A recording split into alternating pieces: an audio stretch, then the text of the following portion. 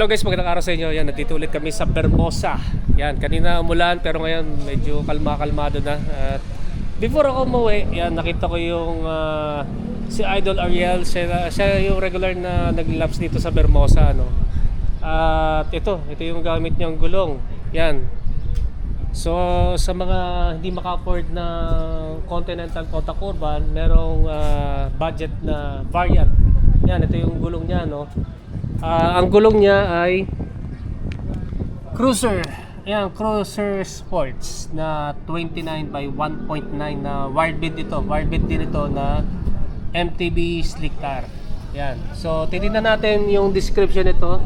Ang inflate daw nito, ang inflate na hangin na pwede daw dito ay 40 to 65 PSI. Ayan, hanggang 4.6 bar. Yan, ito yung ano niya, no? Yan yung pwedeng ikarga dito sa gulong na to. So kung titignan natin, yan, slick tire. Mukhang ito lang yata yung nagamit eh, no? Ito, wala eh. Parang ito, feeling ko ito yung brand new state ng gulong dito, ano? Tapos na ganito dito yung itsura. Yan, ito yung itsura ng state ng gulong niya, no? Then, kasi yung CST Fox Trail na ang claim na sukat ay 1.95 na ano naman, saksakan ng liit, sobrang undersize. Yan, dati kasi yung CST Fox Trail kinabi ko dito. Halatang mas malaki to. Yan, itabi natin tong dalawa. Dito tayo sa likuran kasi mas malapit eh. Yan, so ito kasi 700 by 47C na naging 48.2 kasi nag-expand na to, naging 1.9. Na sukat ko na yan sa caliper dati sa shop. At ito yung Cruiser Sports, no. So tingnan natin. Silaki naman, no, magsilaki. Yan, hindi kumbaga hindi undersized tong gulong na Cruiser Sports yan. Kung ano yung nasa description, yun talaga yung ang ang sukat niyan. Yan, di katulad ng CST na Fox Trail na undersize. So, Idol Ariel, yan si Idol Ariel na may-ari nitong gulong na to. Dito tayo. So, kuya, kailan mo nabili to? Tagal na, magliliman to na may kitchen eh. Paglilima? So, anong year yun? Mga year 2022? Ano ba, inano mo to? Hindi check mo na. Parang mga ganong year na yun eh. Pero hindi ka pa naka-slick tire nun, parang compass pa yata gamit mo nun. No, pinalitan ko na rin nung ano na yun. After na mag-budget tayo. Kasi na-budget ko na to dati, before, nung summer pa, di ko lang alam kung nung taon. Parang year 2020 to pagkatanda ko. Hindi pa siya naka-slick tire, compass pa dati.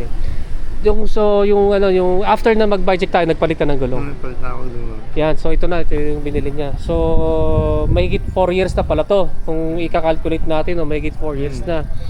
So, magkano pala ang bili mo dito at saan mo nabili? Sa ano lang yan? Sa Shopee. Sa Shopee? Magkano bili mo dyan? 800. 800, no? So, ito kasi, pag nasa voucher, mga 1.6 o 1.7. So, ito 800. So, sa presyo, yan. Sa presyo, panalo to dahil sa, parang kalahati lang nito, no?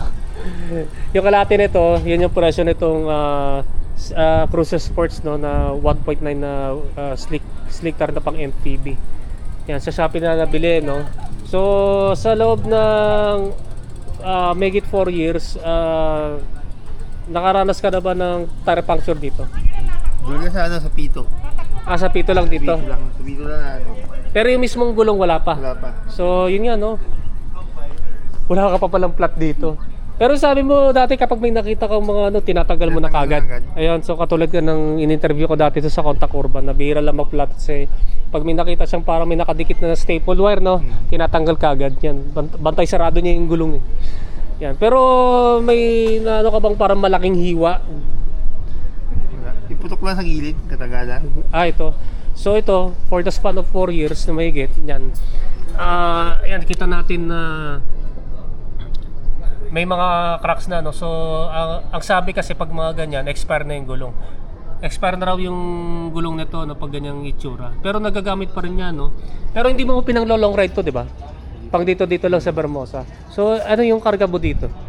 60 PSI pwede pa, no.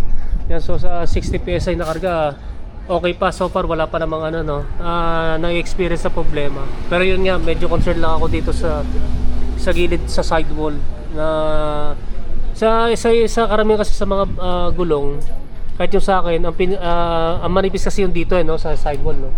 Maliban na lang dun sa mga pang BMX katulad ng hookworm at saka yung dati yung Panaris rope na yung kasi pati yung sidewall noon ano wrap around kasi yung ano noon yung design noon. Ito kasi ito mukhang mas mukhang ito medyo manipis yung sidewall. Ito makapal. So sa span ng mahigit 4 years no, kapal pa rin. No, kita-kita pa kapal pa rin no. So sulit naman din tong gulong na to no sa halagang 800 pesos kada isang gulong. Pero mabigat to no. Ano yung di ba na-experience mo yung compass mo dati tsaka ito? Na Mas mabigas yung kompas. Ang laki yun eh. Malapad yung kompas eh. malapad yung compass. Pero sa padyakan ano mas komportable sa ito yung compass. Ito. Mas komportable sa Yan, ito yung mas komportable no, yung compass. Ano pa hindi ko pa na-mention? Yan, ito nga yung long-term review dito sa kanyang Cruiser Sports na 29 by 1.9 na sakto lang yung yung sukat no, hindi undersize. Yan, so yan, umiinit na. Hanggang dito na lang. So kung meron kayong na-miss no, ibig sabihin yung mga gusto niyo malaman na hindi ko nasabi dito sa video na to, i-comment na lang ninyo sa comment section down below. So idol, mag-shoutout ka na. Shoutout ka na. Mahihain talaga si Kuya no. Ayun na pala, thank you pala sa pag-review nitong gulong niya no. So hanggang dito na lang. Maraming salamat sa inyong panonood. And don't forget to subscribe sa aking YouTube channel. Paki-click na lang yung notification button para ma-totally notify kayo. Yan guys, maraming salamat sa inyo and rise po sa inyo.